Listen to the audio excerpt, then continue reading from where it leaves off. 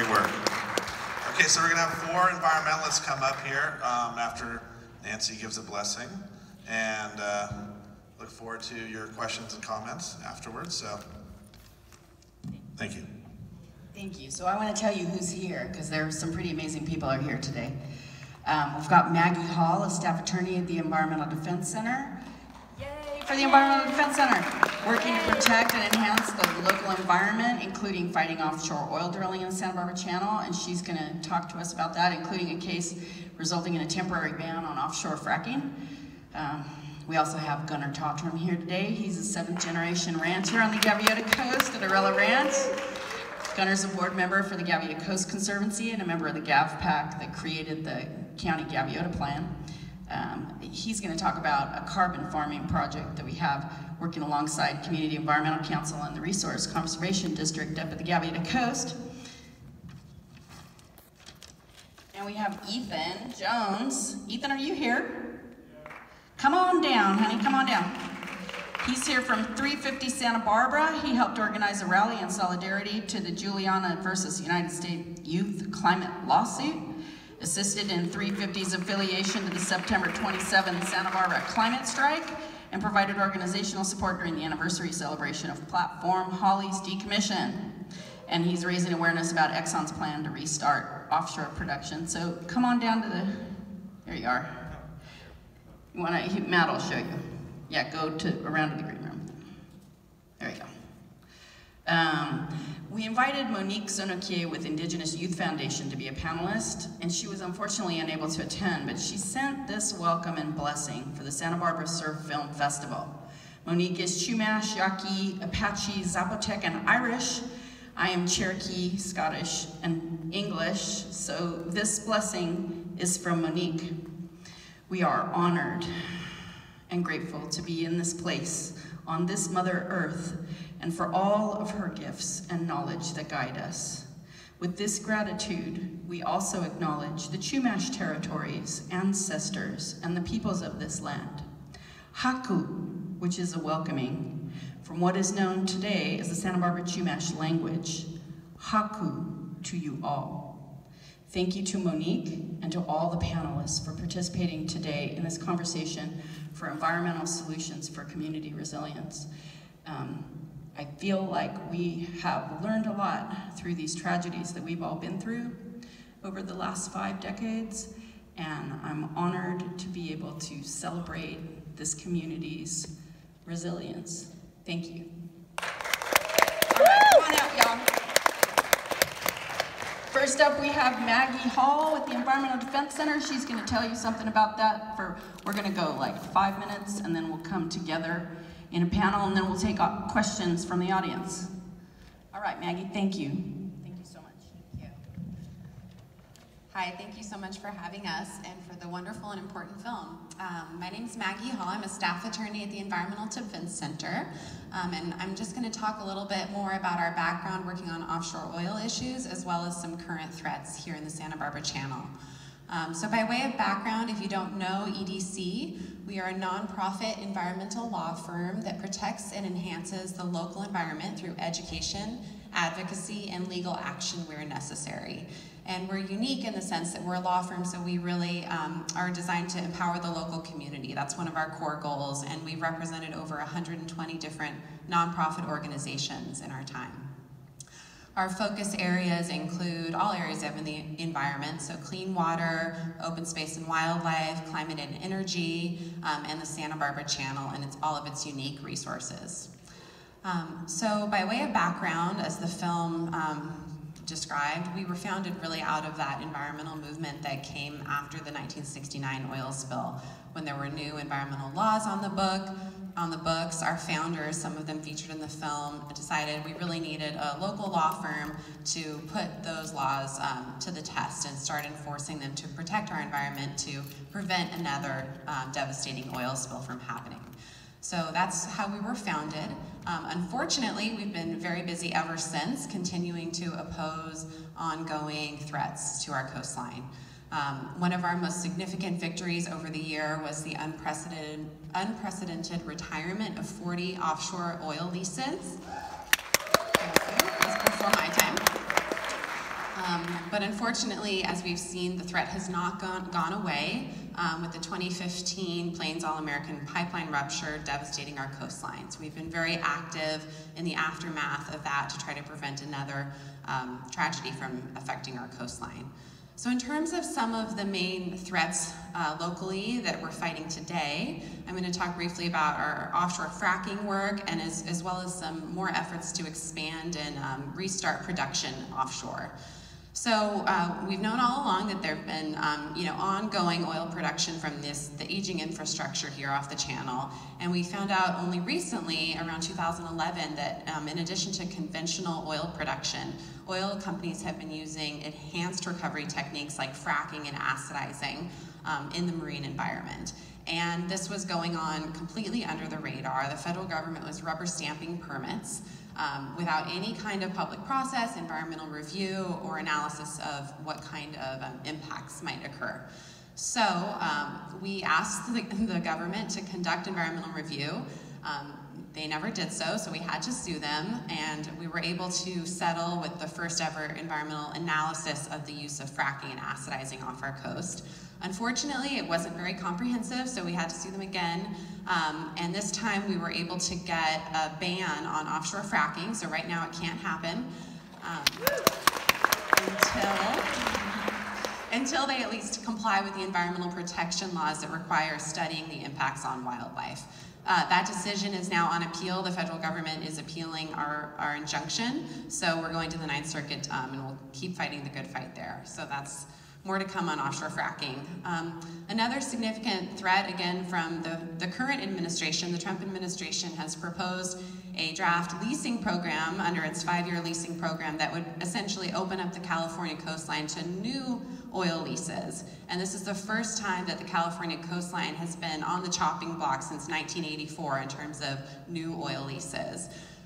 And it includes 98%, I believe, of all of federal waters, and that includes areas in the Santa Barbara Channel, even areas like the Channel Islands National Park. So we're actively opposing that plan. Right now it's on temporary hold while some litigation plays out in a related case, but stay tuned for that. And then finally, the most immediate threat is ExxonMobil currently has platforms that are offline as a result of the Plains All-American pipeline rupture. They're trying to get those platforms up and running again. So they've proposed a project that would restart the platforms as well as a proposal to truck oil up and down our coastline, and that would be about 70 round-trip truck trips per day. So all kinds of, as you can imagine, considerable impacts with GHGs, air quality, the risk of an oil spill, impacts that we don't want to see our coastline face again. So we're actively opposing that project, and if you're interested, you can sign up and check out, sign up on our email list, and we'll alert you when the environmental review process is expected to occur, which should be early 2020. So those are the 3 main risks, current projects that we're fighting. And going forward, all of them are really about, reducing the impacts, reducing additional sources of climate change. And so to that end, we're also actively involved in promoting clean energy sources going forward. And if you're interested, please sign up on our email list. If you want to check out any of these projects, environmentaldefensecenter.org, and we send out alerts when things happen so the community can get together and tell the decision makers we don't want to see another devastating event on our coastline like the 1969 oil spill. Thank you.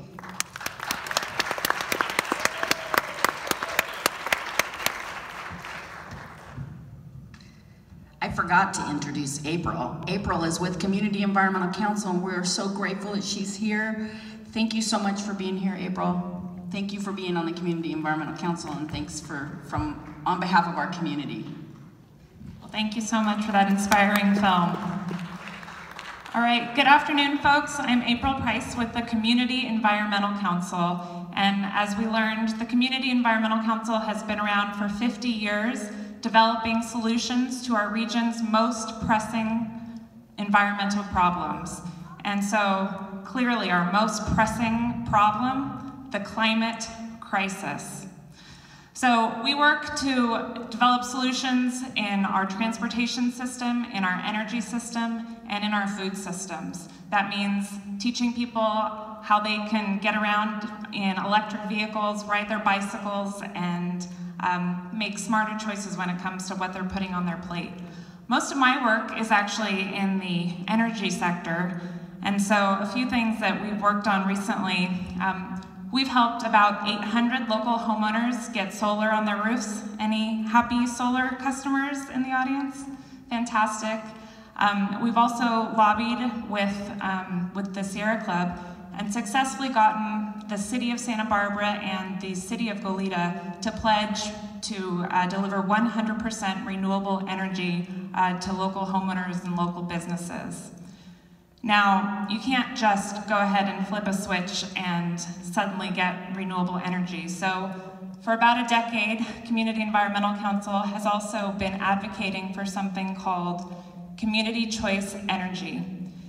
And we are so excited that our local governments have adopted Community Choice Energy, and it's a little bit complicated, but basically that means that our local governments will have more control over the energy mix that's delivered on our local grids, which is fantastic. And an example of that is actually down in Ventura. Now Ventura County residents default get 100% renewable energy delivered to their homes and businesses.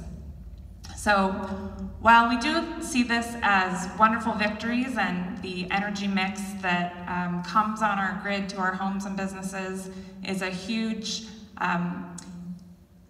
driver of the climate crisis, we've learned, based on our experience with the Thomas Fire, with the debris flow, that we can't, unfortunately, count on the grid to solve all of these problems for us. And so recently, we've shifted our thinking a bit, and we're really looking to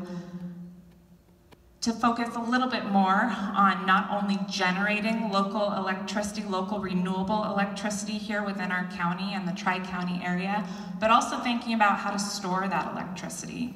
And so this movement towards microgrids is a really important one. Microgrid, it's sort of this buzzword. It simply means a source of energy and a storage that can function disconnected from the grid. So if your home has solar and a battery, that's a really small microgrid. And so we're teaching the community, we're holding workshops to teach folks about how you can have your very own microgrid at your home. So when Southern California Edison unfortunately shuts off our power during these public safety power shutoff events, we'll be able to have a little bit more resiliency and access to the critical things that electricity provides for our homes and businesses. So yeah, that's a few things that we're working on. If you're interested in learning more, again, the Community Environmental Council website, sign up for our e-news, and look forward to engaging with you. Thank you very much. Thanks, April, thank you. And now come on out, Gunnar. This is Gunnar Tautrim. I'm a fan. I'm on the board with him at Gaviota Coast Conservancy. Thank you for being here. Thank you for sharing. Hello, everyone. My name is Gunnar Tautrim. I live on the Gaviota Coast, born and raised, 6th generation, raising the 7th generation right now on that same ranch purchased in 1866. So I do have a passion for protecting our coastline, and seeing as though most of our coastline up there is zoned agriculture, it felt a natural fit for me to figure out how my passion for environmentalism and the coast would join well with an agricultural lifestyle. And in the last few years, it's grown into the buzzword now being regenerative agriculture. Carbon farming is essentially agricultural practices, a variety of agricultural practices that are trying to sequester atmospheric CO2 into the soil. And due to our overpopulating our atmosphere with carbon from fossil fuels and such, that is proving to be a very effective way to combat climate change and all its disastrous effects. So we're doing that through basically regenerative agriculture. So regenerative agriculture, I'm going to rattle off 6 of its principles and then talk a little bit more about each of those principles. Principle number 1 is reduce tillage. Principle number 2 is increase biodiversity. Then we have, let me check my note, protect soil surface. A buzzword we say is 100% protection 100% of the time. Integrate animals, maintain living roots in the soil, and eliminate petrochemical inputs. So the tillage bit is interesting. Farming was always till, multiple tillages per year. What we're finding now is that's killing the soil biology. It's also killing the mycorrhizal fungi, which actually serve this amazing network of nutrient transfer. So by tilling, it's actually extremely harmful. It also does what? It breaks this principle of 100% cover 100% of the time. As soon as you till, you have bare soil, and bare soil is enemy number 1. So we try to keep soil surface covered 100% of the time. Maintain living roots in the soil. If you want to maintain roots year-round, you have to promote something called perennials. So in our environment now, we're dominated by this European annual, which are considered invasive European annuals. So summertime right now, the hills are brown because they're annuals. They've actually died and will come back next year. So if we want to promote perennials, that's how we maintain living roots in the soil 100% year-round. And pre-European contact, our hillsides here were dominated by perennial grasses, native perennial grasses, where we did have soil living roots 100% of the time. So that's another one we're after. The animal integration is critical, and whether you're carnivore or omnivore or vegetarian, it's kind of beside the point. The point is that there's no healthy grassland in the world that hasn't evolved with animal impact. So whether those animals are being utilized for food or not is beside the point. You need to integrate animals into the system to close the nutrient cycle loop. So that's an important one. And then eliminate petrochemical inputs. I mean, I was blown away personally when I found out that all the fertilizers, all the pesticides, herbicides, that they all came from fossil fuels. I thought that was so fascinating. So all those things are breaking down soil biology and the such. So these are the things we're focusing on. I'll leave you with one example of a friend of mine who's been working at this a long time, not in this region, but 20 years he's been working at this. He started in 1993 with a soil organic matter in his soils of 1.7%. And in 2013, he had a study done, and his soil was up to 11.1% soil organic matter. When he started in 93, his topsoil was 3 inches deep, and now it's 14 inches deep. So what's that mean? The takeaway of what that means is they had a rain event on his property. It was 14 inches of rain in a 24-hour period. Imagine that in Santa Barbara. I can't. This is in North Dakota. But 14 inches of rain in one day. And the next day, all the fields around his farm were completely underwater, flooded. And that afternoon, he was able to drive out onto his pastures with zero runoff. He had zero runoff because the soil basically just becomes a sponge because it's the biology in there, in that depth of soil. And that's basically what we're shooting for here, is increasing the amount of absorption our soils can handle. So there's a lot of exciting stuff out there, and doing it here at the coastline we love is my passion. So thanks for enjoying the film, and we'll see you in a second. Thanks, Gunnar. Thank you. And come on up, Ethan. This is Ethan from 350. Thank you. Hello. Thanks again for having me. That was an incredible movie. This last Tuesday was a momentous day in climate activism. So 11,000 scientists worldwide announced a climate emergency. Here in California, Trump's-led Bureau of Land Management opened up over 1 million acres of land for oil leasing. So my name's Ethan Jones. I'm a steering committee member of 350 Santa Barbara, and I'm going to talk about the 3 tips for getting involved in local environmental decisions. So there's obviously a discrepancy between what's being decided for us with our leadership and what scientists are telling us we need to do. So in their paper, these scientists urge that there's still plenty of time to change where we're heading, but only if we act immediately. And they highlighted the importance of keeping all oil on the ground. So along with the BLM opening up for oil production, there's also potential for expanding oil fields in North County, Santa Barbara, and Cat Canyon. And most pressing is the potential for restarting offshore oil in the Santa Barbara Channel through Exxon. So the 3 steps to making sure you're involved in these environmental decisions are pretty simple. One is to know when things are happening. So for a lot of these a lot of these environmental decisions, there's options for public hearings. So with this offshore oil proposal, there was an environmental impact report done where a third-party company said, this is how this project's going to affect us, and they gave it to the public for us to look at and scrutinize and bring it up to them in a public place.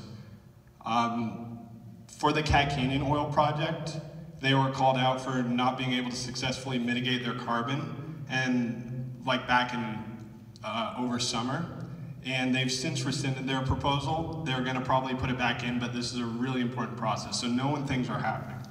Number 2, know who decides on these things.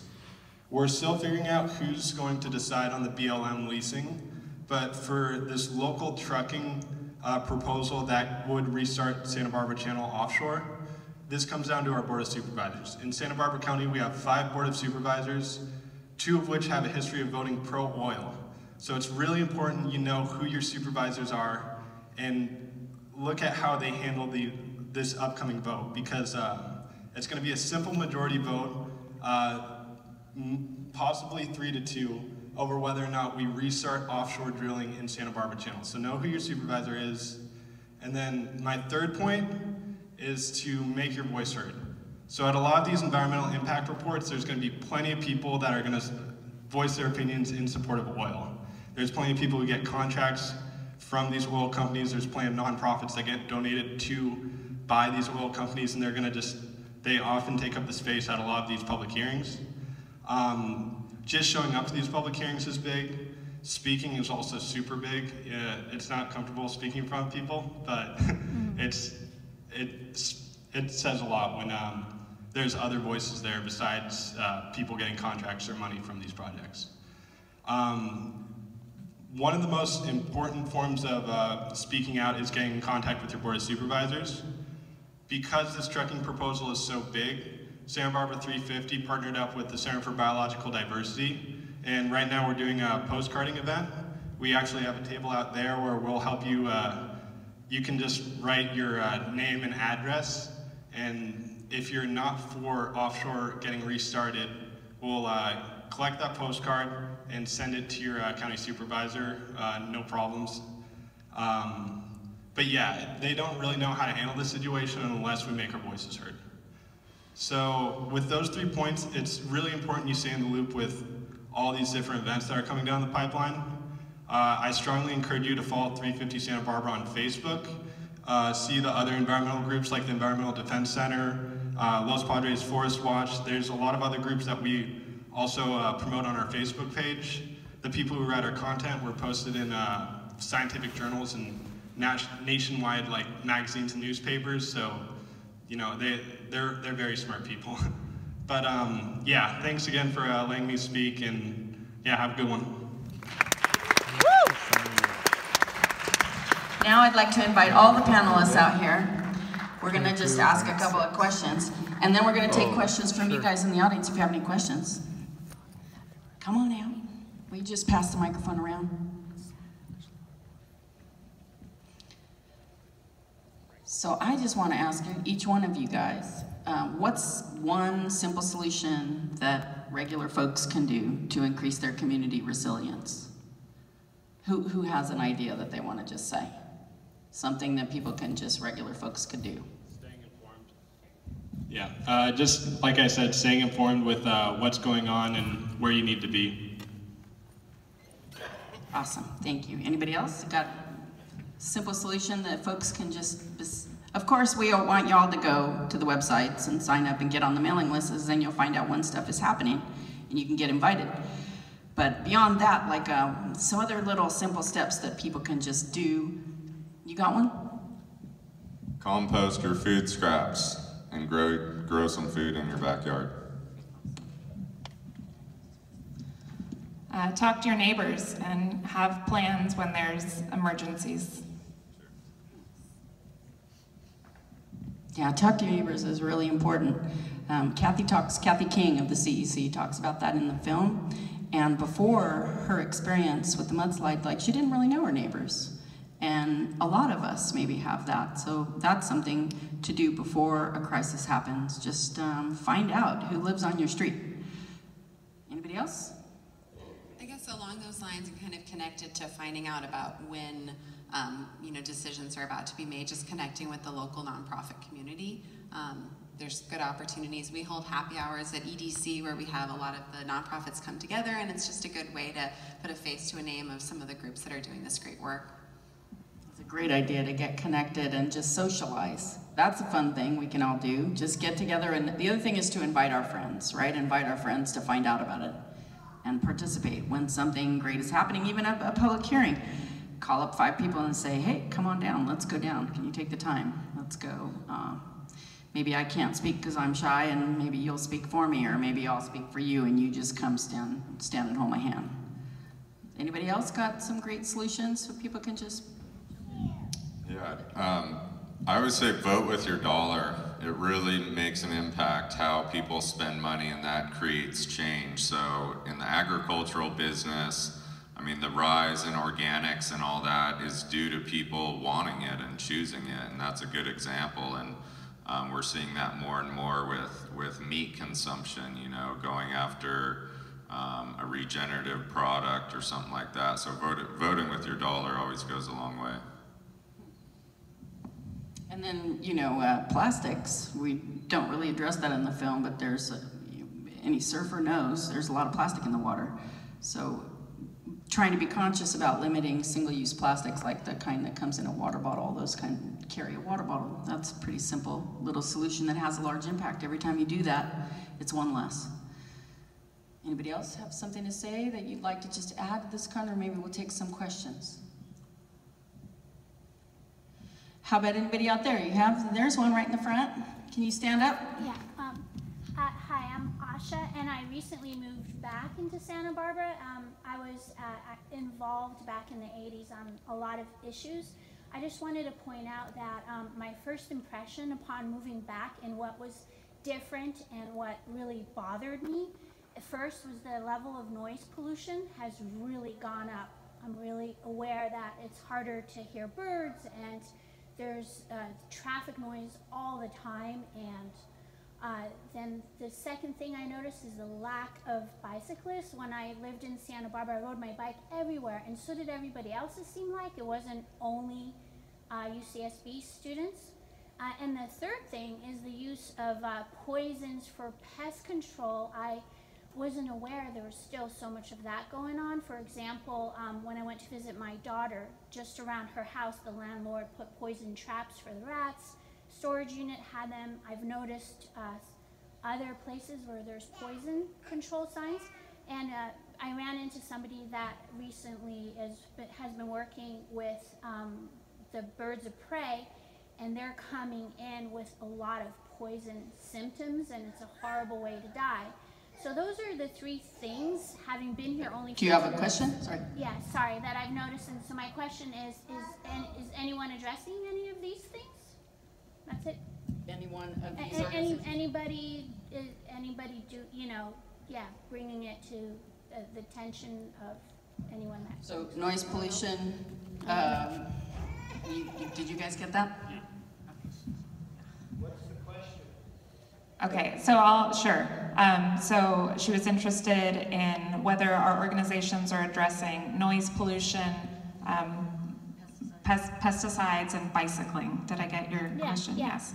So the Community Environmental Council has done a lot of advocacy to support bicycling, and there has been a lot of movement in terms of planning for bicycle infrastructure. There's been more bicycle lanes coming online. We have a wonderful bicycle community with the Santa Barbara Bicycle Coalition. They organize rides to get people out there. They allow people, or they have places for you to go and fix your own bike. So I'm sorry you haven't seen it, but there is a lot of work going on there, and definitely ways for you to plug into that work as well. I wasn't going to talk about pesticides. I was just going to say, noise pollution, a lot of our work is about preserving open space. So, keeping these amazing special places where you can go and you can just hear the birds and hear the waves. And so EDC has, preserved quite a few of these places that have been on the chopping block for development. So I think, it would be a lot louder and a lot busier, if we weren't, like I think Linda said in the film, a lot of what we do is what you don't see. So trying to keep it as peaceful and in natural state as we can. And on the pesticide front, again, vote with your dollar by proving that you want, pesticide free. But correct me if I'm wrong, but isn't the city parks district not using any herbicides or pesticides? Yeah, that's what I was going to talk about, because I used to be the board president of the Pesticide Awareness and Alternatives Coalition, and we successfully campaigned and lobbied in 2004 to 2007 to get pesticides out of our schools, parks, and municipal buildings. And we were able to reduce our pesticide runoff into the creeks by 75%. And that was successful. We do not have 100% pesticide-free schools. They do use some pesticide mitigation, but they have to go through an IPM committee, Integrated Pest Management.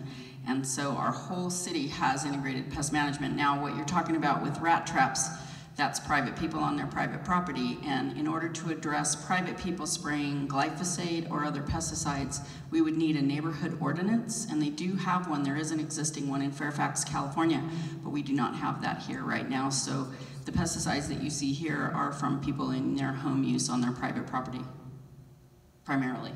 And then field work, farms that still use conventional agriculture, that does exist, and it is all around us. But in general, in Santa Barbara and the city, it's gone down a lot. Any other questions out there? Kind of hard to see y'all. Come on up. Can you come to the front of the stage? I'll give you my mic. And then we can all hear you.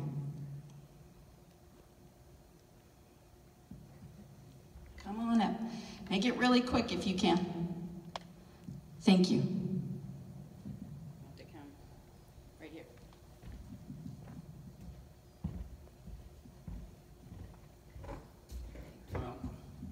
I hate to rain on everybody's parade, but a year from now, this town may no longer exist. Can you keep it to a question? A question. A question for the panel standing behind you. The panel is, yes, okay. Address them. All you people think that you're going to have environmental impact. I was in the movement to shut down Diablo Canyon, which I don't hear anything about it from you people anymore. That is the greatest danger, because we're going to have a great earthquake next year. If Diablo Canyon melts down, straight to the question. So I want to say is when I went. Hold the mic up to your mouth. All right, I went before the County Planning Commission and I told them, of what is going to happen to Santa Barbara when Diablo Canyon melts down. And everything you said is completely irrelevant because they will not listen. They put me in jail and I was tortured for 2 months. All right, and I'm gonna tell you, they're not listening to you. You have no environmental impact at all. What's gonna happen is gonna happen because the people who run this town are ignorant, they're arrogant, and so how are you guys gonna stop? First of all, you're not gonna be able to stop Diablo Canyon, right? But how are you gonna stop the 5G network? The 5G network is gonna kill off all the pollinators, all the bees, all the bats, all the butterflies. And if you don't have pollinators, we're all gonna starve to death. How are you gonna stop it? They're doing nothing to stop the 5G network. I got that, that's a good That's question. the #1 thing you've got to stop. The 5G Okay, 5G, anybody want to take 5G? Sir, the struggle is real. Yeah. If you don't stop the 5G network, We're gonna inspire the younger generation to help us. it's too late. You had 1 year to do it. You had less than a year to do it. They're gonna put cell phone towers throughout Santa Barbara. Most of the people in this town have died of brain cancer as a result, but it's going to kill all the pollinators. You know what Einstein said? He was a visionary. He said, within 4 years after you kill off, then he saw a vision in the future. We would kill the pollinators off. Within 4 years, the entire human race will starve to death. Thank you for your question, thank you. Starts here. We either stop it here, or that's it. Does anybody want to talk about 5G? Does any of us have a campaign going on or know one about 5G? I know that there is a group in town called, I think it's 5G Free, and they do have a website. I think it's 5gfree.com. So I think this is just somewhat related.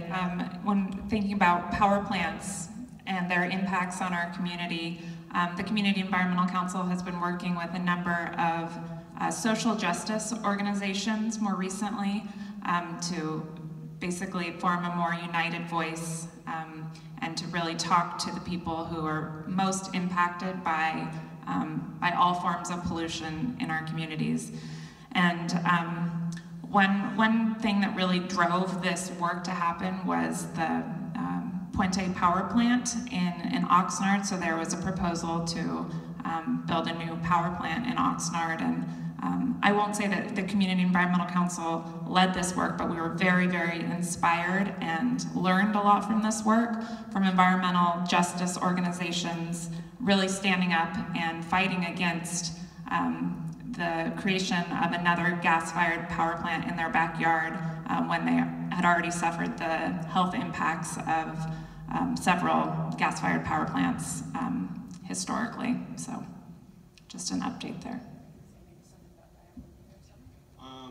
Yeah, so I can't really speak too much on Diablo, but I know one project that should be getting a little bit more notoriety is there's a potential for battery storage out in Gaviota, where I'm not too sure of the specifics on this, but there's an area that where a group wants to start doing battery storage where they'll have like larger batteries out there to collect renewable energy, and which is kind of like a big issue when you're looking at getting power and at all these kind of microgrid problems. It's just like when you get solar energy and these forms of energy, it's just like storing them and being able to use them like at nighttime, you know, when you're not getting solar energy, or, you know, figuring out how to access power at different times. But that's just that's a really cool project that should definitely be getting a little more awareness, I think. Yeah, totally. Okay. And just to fill in the rest of that story there, so what you're talking about, this proposal to build some battery storage in Gaviota, was a direct response to the story that I just told of this opposition to a gas-fired power plant in Oxnard. And so when the community came out and told the California Public Utility Commissioners that they didn't want this power plant, they were heard, and ultimately Edison was then decided and sort of pushed to go back to the community and developers and say, okay, fine, let's see what we can build instead of this gas-fired power plant. We need more energy in our region. I see that and I agree. And so as a result of this process, this RFP, there have been bids for battery storage. and there's also a winning bid for behind the meter, so local batteries in our homes and businesses that will ultimately be slightly subsidized through that bid. So it's all connected, so thanks for bringing that up. Yeah, I feel like one of the most exciting things happening right now is the idea about microgrids. Just one of the quickest things that we can do is go solar, everybody who can, and then connect with others who've done that. And there are new companies I know that will, if you don't have the money to convert to solar, they will own it, and you can pay your regular electric bill to the company that installs the solar. Isn't that through CEC? Well, what you're describing isn't exactly through CEC, but if I could just, there's something another really exciting thing that, so there have been state incentives for a while to support homeowners and businesses in getting batteries, and these incentives have been moderately successful, but they haven't been successful in helping what we would call the most vulnerable communities. And so there was recently a decision at the state level to create what's called the equity budget for this incentive program. And so ultimately what this will mean is there is a lot of money on the table, and there's so much money that it sounds like this, the details will be announced in April of next year, but in low-income areas and, interestingly, in high fire danger areas, there will be enough funding for both homeowners and nonprofits and places like fire departments, places that really serve critical needs within the community, to pretty much get free battery storage. So I really hope that a lot of this can come to our communities where it's most needed. And should have more information about that shortly. That's awesome. I want a battery. Put me on the list. Is there anybody else who has the last question, or should we wrap it up? Here's one. Thank you. It's not really a question. I just want to say, I want to end on a good note, because that was such a wonderful film. It brought tears to my eyes. I'm so glad I finally got to see it, Nancy.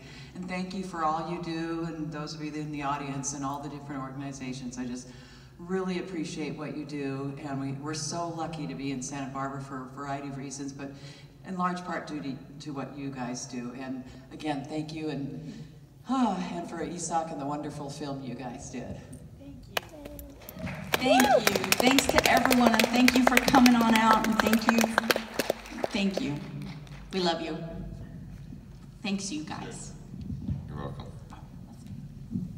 Thank you.